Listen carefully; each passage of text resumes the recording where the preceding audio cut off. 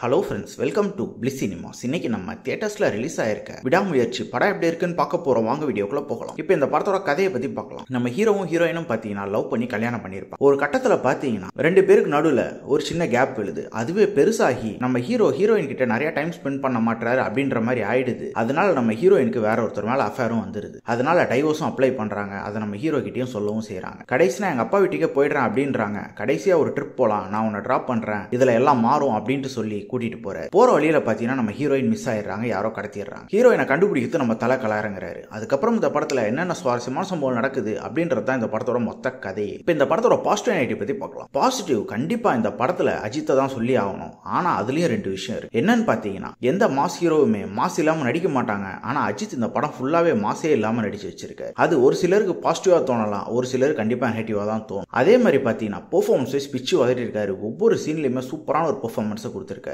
அது ஆக்ஷன் சீக்வன்ஸா இருக்கட்டும், அதே மாதிரி லவ் போர்ஷனா இருக்கட்டும், அதே மாதிரி ஹீரோயின் உங்களை வேணாம்னு சொல்லும் போதும் சரி, எல்லாத்துலயுமே ஒரு நீட்டான ஒரு பெர்ஃபார்மன்ஸே கொடுத்திருக்காங்க. ஸ்டோரி பிளாட் வைஸ் இது நமக்கு ஆல்ரெடி பிரேக் டவுன் அப்படின்ட்டு தெரிஞ்சது தான். ஆனா அது ஸ்கிரீன் பிளேஸ் என்ன பண்ணிருக்காங்கன்னு பாத்தீங்கன்னா ஃபர்ஸ்ட் ஹாஃப் பொறுத்தளவு ரொம்ப இன்ட்ரெஸ்டிங்காவே போச்சு.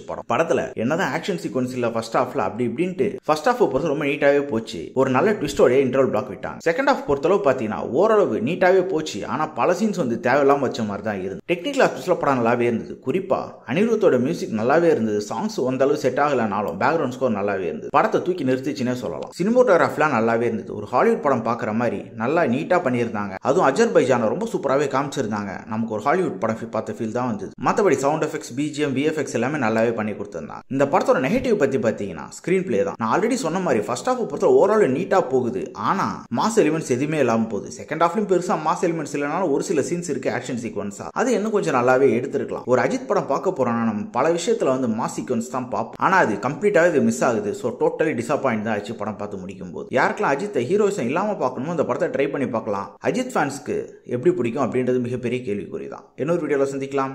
தேங்க்யூ.